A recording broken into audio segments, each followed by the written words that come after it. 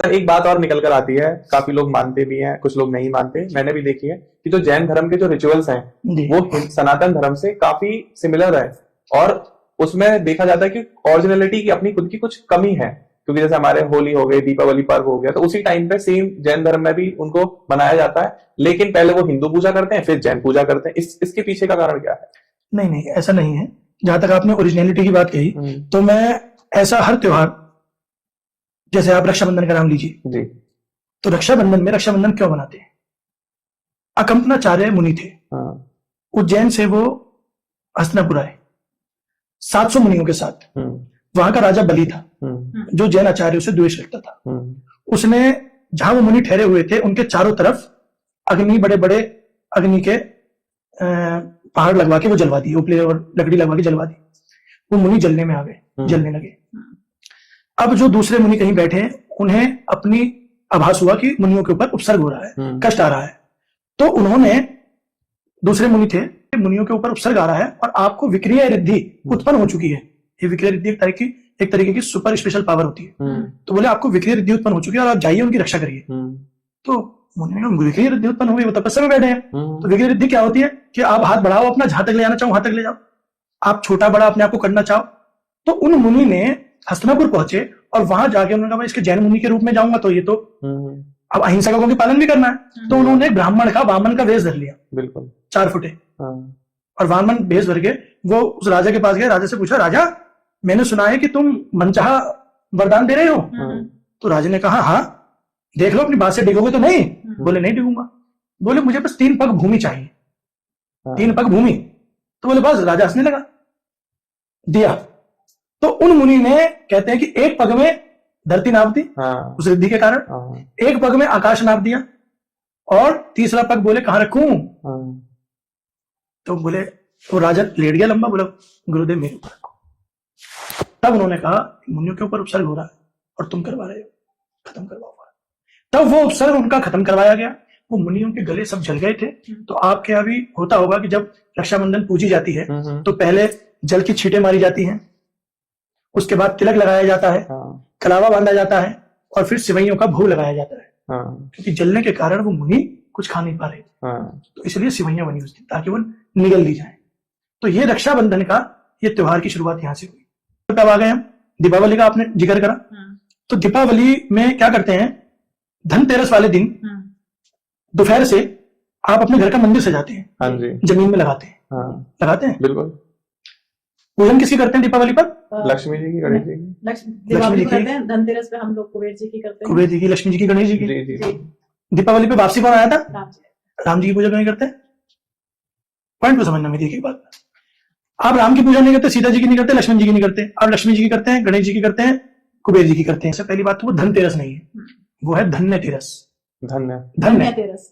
धन्य हुई तेरस, धन्य हुआ संसार, आज ही के दिन खिरी महावीर की वाणी आखिरी बार। अच्छा, भगवान महावीर पर अंतिम लक्ष्मी रहती है एक, और वो लक्ष्मी होती है स्वर्ग की लक्ष्मी। सब चीज तो छोड़ चुके वो जी। अंतिम लक्ष्मी होती है स्वर्ग की लक्ष्मी, और वो स्वर्ग की लक्ष्मी किस रूप में होती है? वो उनकी सभा मंडप के रूप में होती है, जो कुबेर और इंद्र भगवान के लिए सजाते हैं। मणियों का सिंहासन बनाते हैं, सोने की सीढ़ियां बनाते हैं। तो इस अलंकार झंकार जो ये तोरण बंधन वार लगाते हैं, किस लिए? 12 सभाओं में बैठकर लोग बाग भगवान की वाणी सुनते हैं। तो भगवान महावीर ने धनतेरस वाले दिन दोपहर में आखिरी उपदेश दिया। उसके बाद उस समोशरण का भी, समोशरण बोलते हैं उस सभा को, उसका त्याग कर दिया। जैसे उसका त्याग करा तो इंद्रों ने उस समोशरण को छत विछत कर दिया, खत्म कर दिया। क्योंकि भगवान महावीर जैसी आभा तो किसी में नहीं है। जो महावीर भगवान जब वहां बैठते हैं उस समोशरण के अंदर, तो अपने शरीर जैसे 3 शरीर और बनाते हैं, और चारों दिशाओं में बैठते हैं। जो जिस दिशा से देखता है उस दिशा में बैठते हैं। अब दोपहर से छत विछत हो गया, सारा संसार दुख में। क्या सबको पता लग गया कि भगवान योग निरोध में चले गए? अब तो ये मोक्ष ले लेंगे, चाहे वो 1 दिन मिले, 2 दिन मिले, 4 दिन मिले, अब उपदेश तो देंगे नहीं। तो भगवान वहां से लेकर घर में समोशरण लग गया। अच्छा, जो खील आपके यहाँ वो आते ना मट्टी के जानवर रखे जाते हैं, वो है ना। अब उसका कोई लॉजिक है? खिलौने रखे आते हैं, उसका कोई लॉजिक है ना? नहीं होगा। क्यों नहीं होगा? क्योंकि किसी को पता ही नहीं। क्योंकि भगवान के शमो शरण की जो सभा होती है उसमें जो 12 गैलरीज होती है, उस एक गैलरी में जानवर भी बैठते हैं वाणी सुनने के लिए भगवान की। एक पंक्ति में साधारण मनुष्य बैठते हैं, एक पंक्ति में आरिका, एक पंक्ति में मुनि, एक पंक्ति में चक्रवर्ती राजा, एक पंक्ति में साधारण राजा, एक पंक्ति में गौतम गढ़धर जो गढ़धर होते हैं भगवान के, एक पंक्ति में देव जो स्वर्गों से देव आते हैं भगवान की वाणी सुनने के लिए। ऐसे वो बैठते हैं सब। अच्छा। तो उस सभा का छत्तीसद हो गया तो लोगों ने घर घर में समूह शरण लगा दिए और अंधेरा। अब आई अमावस की रात। अब अमावस की रात सुबह सुबह 3:30-4 बजे प्रत्युष बेला में भगवान महावीर ने अपनी देह का त्याग करके और सिद्धालय में जा विराजे। जब सिद्धालय में जा विराजे, छोड़ दे भगवान, हर व्यक्ति रो रहा है, हर आदमी रो रहा है, लेकिन भगवान के जो सबसे निकट गढ़धर थे, उनके मुनि थे जो भगवान की वाणी को लिखते हैं, उन्हें हमारे यहाँ बोला जाता है गौतम गढ़धर, गणेश, गणपति, गणपति जो लिखने में सर्वश्रेष्ठ हो गए, जो लिखने में ईश्वर के समान हो गए, वो गणपति। ठीक। तो अमावस्या के दिन शाम को 4 बजे गोधूलिक मुहूर्त के अंदर उन गौतम गढ़धर को केवल ज्ञान की प्राप्ति हो जाती है। अच्छा। तब घर घर में अमावस्या वाले दिन दीवे जले कि अभी तो ज्ञान देने वाले दीपक, इसका मतलब और भी होंगे महावीर भगवान के बाद।